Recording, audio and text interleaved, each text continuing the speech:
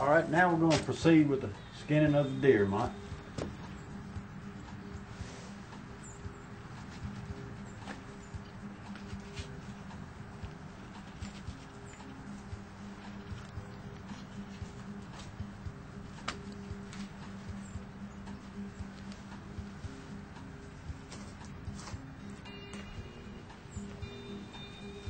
One of the main things you want to remember while you're doing deer is to try to get off as much of the fat as possible, because while there's not much fat on there, that is what gives deer its wild taste.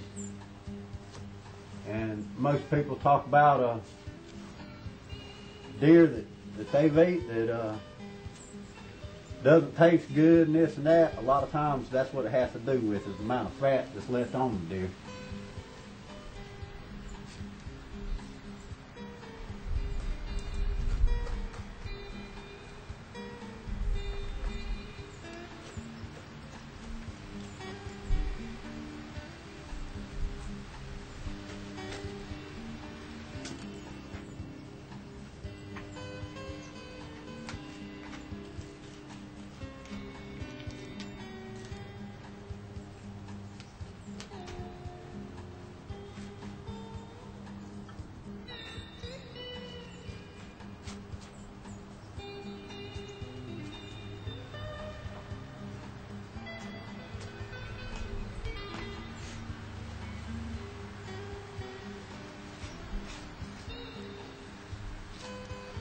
See, with all this cutting going on and your fingers in the way, that's why you need to have a knife that you're extremely comfortable with.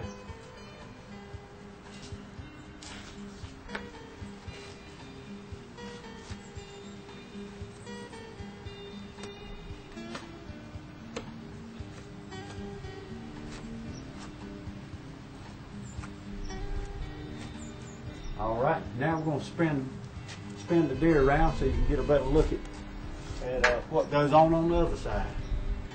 Now we've got the deer spun around here, Mike, we're going to proceed with skinning it. One thing you want to be careful of when you get to this point is don't cut through this tendon, because if you do, your deer will be on the ground.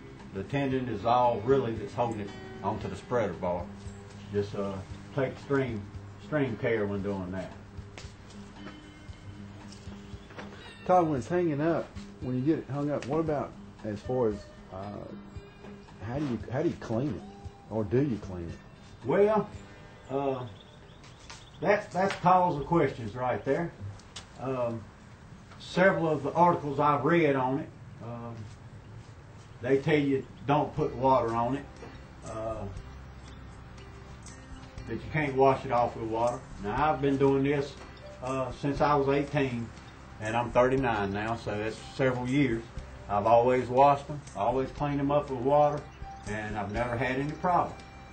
Anybody that I know that I would go to their house and eat deer, they do it the same way.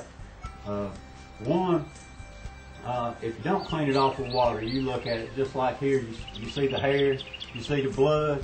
You think about putting that hair and blood on your food in the freezer, and it will kind of make you want to clean it off. Two, if you carry the deer to have it processed into hamburger at a meat processing plant, and you haven't properly cleaned it with water, the only way that you can do it, you carry it in there with blood and hair all over it, the meat processor is going to either, one, run you off, or two, send you out back to his water hose. And so I just go ahead and take care of it myself.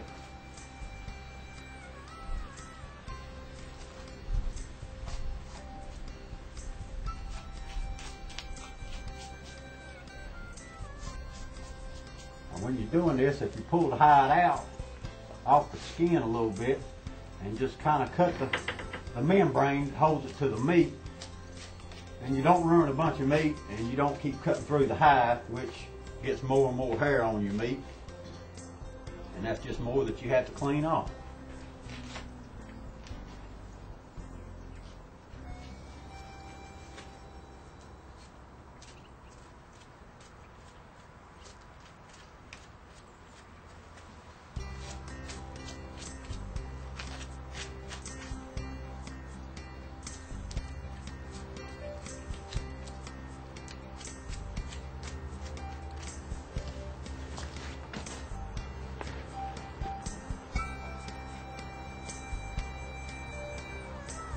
Another thing that you want to do while you're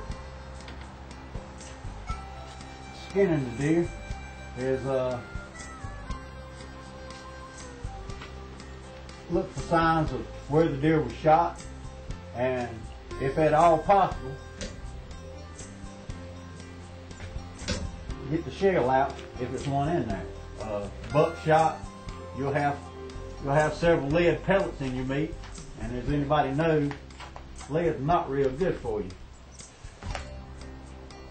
The longer it stays in the meat, then the longer it's going to leach off into the meat itself.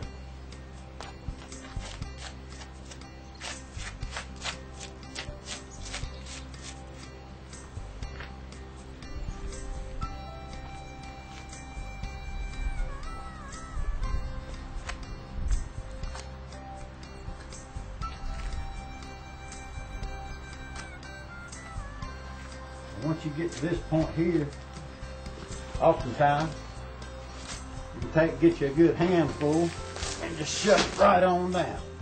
You might have to stop now and then to trim it down the front.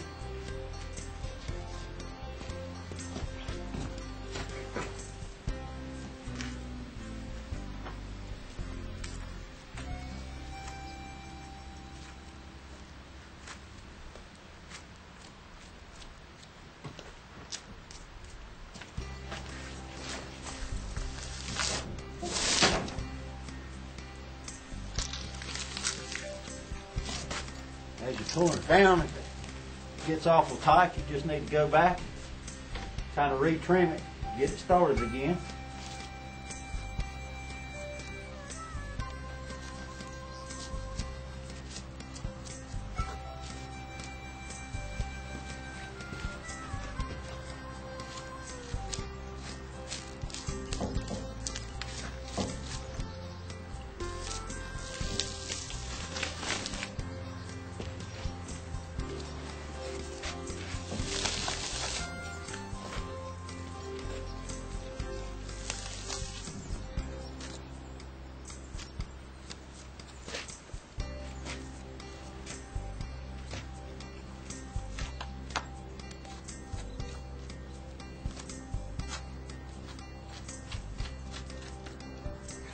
All right, now we're going to spin him back around for 1 second and show you what we do on the other side.